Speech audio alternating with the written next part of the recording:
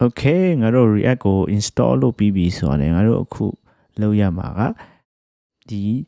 source folder ထဲမှာရှိတဲ့ဒီ boilerplate file တွေအများကြီးပေါ့နော်ဒီကောင်တွေကိုအကုန်လုံးဖြတ်လိုက်မယ်နော်ဒီ index.js ကလွှဲလို့ရှိရင်ပေါ့နော်ဂျာနယ် file တွေအကုန်လုံးဖြတ်လိုက်မယ်ဘာလို့လဲဆိုတော့ကအစကနေ React ကိုလေ့လာတာမလို့ပေါ့နော်အဲဆိုရင်ဒီမှာအကုန်လုံးကို selection လုပ်လိုက်မယ်နော်ပြီးလို့ရှိရင်ဖြတ်လိုက်မယ်အကုန်လုံးကို selection လုပ်ပြီးလို့ရှိရင်ဖြတ်လိုက်မယ်နော်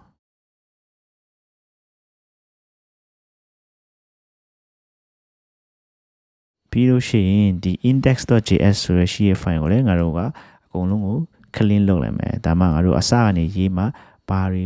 ဘလို့အစစ်စစ်လုပ်တယ်လဲဆိုတာကိုနားလည်လာမှာဖြစ်ပါတယ်เนาะ okay so က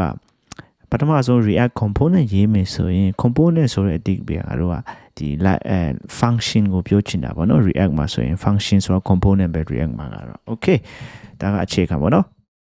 ငါတို့ react ကိုသုံးမယ်ဆိုရင်ပထမအုပ်စွာနဲ့ငါတို့ react library ကိုခေါ်ယူရမယ်ပေါ့နော်အဲ့ဒါကိုခေါ်ယူမယ်ဆိုရင်ငါတို့ import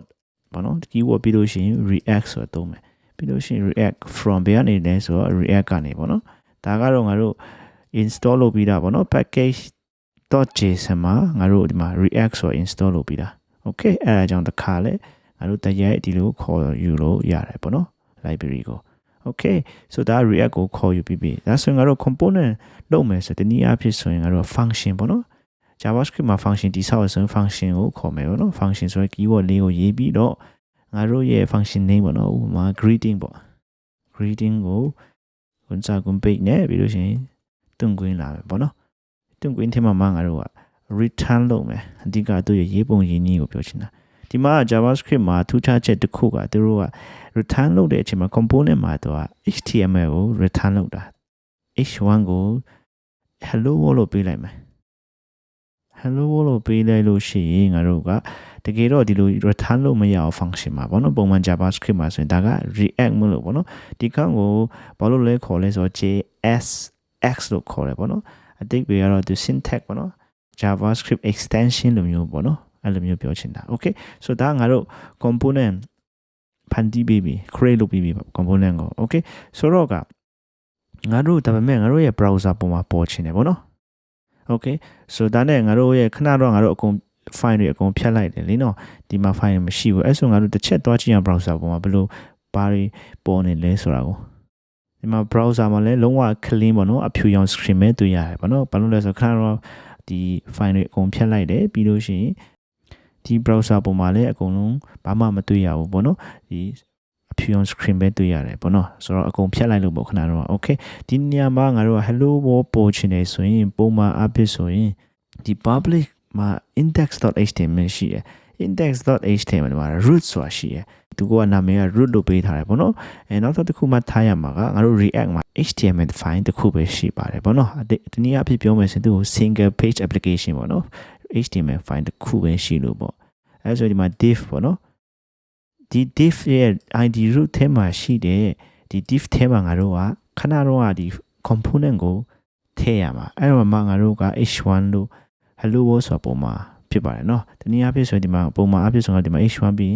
hello world ပြီး hello world ထွက်တာပေါ့เนาะဒါကဒီငါတို့ html css javascript ရေးချင်မှာရေးလေးရေးထားရှိတဲ့ပုံစံပေါ့เนาะဒါပေမဲ့ react မှာကြတော့ component ကအဲ့ဒီ id root element div ထဲမှာတွားထည့်လိုက်တယ်ဆိုတဲ့အတိတ်ပဲဆိုတော့အဲ့လိုထည့်ပေးဖို့အတွက်ကိုငါတို့က function library တစ်ခုကိုခေါ်ယူရမယ် library ကိုဘာလို့ခေါ်လဲဆိုအဲ့ library ကို import လုပ်ပြီး react dom လို့ခေါ်တယ် react dom ဆိုတဲ့ library ကိုငါတို့ကခေါ်လိုက်မယ်ပြီးလို့ရှိရင် from react dom ပေါ့နော် okay ဒီလိုဘာလို့ခေါ်လို့ရလဲဆိုတော့ငါတို့ခဏတော့ react install လုပ်တဲ့အချိန်မှာဒီ package.json မှာတခါလဲဒီမှာ react dom လေး install လုပ်ပေးပြီးတာ okay အဲအကြောင်းဒီလိုမျိုးခေါ်ယူလို့ရတယ် import လုပ်တာပေါ့နော် import ဆိုတဲ့ date ကဒီ react dom ဆိုတဲ့ပေါ့နော်ဒီ react dom library ကိုဒီ file ထဲမှာငါတို့ခေါ်ယူသုံးတယ်ဆိုတဲ့ date ပဲပေါ့နော်ဒါလေးကတော့ syntax ပေါ့နော် javascript ပါပဲဘာမှ react နဲ့မဆိုင်ဘူး okay ဆိုတော့ကနောက်တစ်ခုကငါတို့ react dom ကိုခေါ်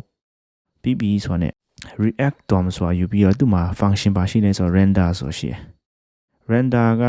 render function render ဆိုတဲ့အတိတ်ပဲသူက display လုပ်ပေးပေါ့နော် screen မှာပြတာပေးပေါ့နော်ဆိုတော့သူကနောက်ဒီ render function ထဲမှာသူကဘာကိုရှာလဲဆိုတော့ argument တစ်ခုရှိရပထမကငါတို့ရဲ့ component ကိုရေးတယ် component ကိုဒီမှာငါတို့ရဲ့ component greeting ဆိုတာရှိတယ် okay ဒါငါတို့ component ကိုဒီထဲမှာ render function ထဲမှာထည့်လိုက်တယ်ဆိုအဲ့ဒီပဲ argument အနေနဲ့okay parameter အနေနဲ့ပေါ့နော်အတိတ်ပဲကဒါက syntax ကငါတို့တွေ့နေကြ syntax တော့မဟုတ်ဘူးအတိတ်ပြောမယ်ဆို HTML လည်းမဟုတ်ဘူးเนาะ custom HTML ပေါ့နော်အဓိကပြောမယ်ဆို custom component ပေါ့ပြီးလို့ရှိရင်ဒီထဲမှာမှတ်ထားရမှာအမြဲတမ်းအပိတ်ပေါ့နော်ငါတို့ဒီ HTML တွေမှာအပိတ်မထည့်လို့ရှိရင်ရောအဆင်ပြေတယ် component တွေဒီ tag တွေမှာပေါ့နော်ဒါပေမဲ့ငါတို့ React မှာကျတော့လုံးဝဒီအပိတ်ကိုထည့်ရမယ်ပေါ့နော်ဒီ slash ပေါ့နော်okay ဆိုပြီးလို့ရှိရင်သူကငါတို့က component ကအဖွင့်အပိတ်ရှိပေါ့ဒီမှာဒီလိုပြီးလို့ရှိရင် comma ခံပြီးနောက်ထပ် argument တစ်ခုပေါ့နော် parameter တစ်ခုကဘာ parameter လဲဆိုတော့ငါတို့ဒီ component ကိုဘယ်မှာ display လုပ်ချင်တယ်ဘယ်မှာ render လုပ်ချင်တယ်လဲပေါ့နော်ဘယ်မှာတွေ့ချင်တယ်လဲပေါ့နော်ငါတို့ခုနကတော့ဒီ html. ပေါ့နော် index.html root ဆိုတဲ့ element ထဲမှာငါတို့က id root ဆိုရပေးထားတဲ့ဒီ div tag ထဲမှာတွေ့ချင်တယ်ပေါ့နော် okay အဲ့လိုဆိုရင်ငါတို့ကဒီမှာဘယ်လိုရေးပေးရမလဲဆိုတော့ id ကိုခေါ်ယူမယ်ဆိုရင်သူက document.get element by id ဆိုတာရှိဟုတ်တယ်မလားငါတို့ JavaScript မှာရောပြီးလို့ရှိရင်အဲ့ထက်မှာငါတို့ဗာရေးပေးလိုက်ရုံပဲဆိုငါတို့ရဲ့ id ကို root ကိုထည့်ပေးလိုက်ရုံပဲပြီးတော့ okay အဲ့လိုဆိုရင်ငါတို့ဒါကငါတို့ရဲ့ component ကိုငါတို့အောင်မြင်စွာနဲ့ဘယ်လိုပြောမလဲရေးပြီးပြီဆိုတဲ့အဓိပ္ပာယ်ပဲ okay ဆို browser ပုံမှာတစ်ချက်တော့ကြည့်အောင်ဒီမှာတွေ့ရတဲ့အတိုင်းပဲ hello world ဆိုတာကိုတော့ပေါ်တယ်ပါတယ်နော်ငါတို့ဒီမှာ hello world မှာငါတို့ဒီမှာပြင်လို့ရတယ် this is me and nice to meet you react ကိုကြိုက်တဲ့စာရေးလို့ရပါတယ်เนาะပြီးလို့ရှိရင်တော့ကြည့်ကြမယ်ဒီမှာတစ်ခါလေးကိုသူက render လုပ်ပေးပြီးသား okay ဆိုတော့ငါတို့ပထမဆုံး react component ကိုလုပ်တဲ့ method ပေါ့เนาะဒီမှာနားလည်ရမှာကငါတို့ကဒီမှာ greeting ပေါ့เนาะ function ကိုငါတို့ကဒါ component နဲ့ဖြစ်သွားရယ်ဆိုတော့ဒီမှာငါတို့ကဒီ HTML လိုမျိုးရေးရပေါ့เนาะဒီဗာလဲ less than နဲ့ greater than ကြားမှာရေးပြီးတော့ဒီမှာ forward slash ပေါ့เนาะထည့်တာပါပြီးလို့ရှိရင်ဒီ document.id ကတော့ဘယ်မှာ render လုပ်မလဲဆိုတာပြောချင်တာငါတို့ရဲ့ဒီ component ကိုပေါ့เนาะ okay so နောက်ဗီဒီယိုမှာပြန်ပြီးတွေ့ကြတာပေါ့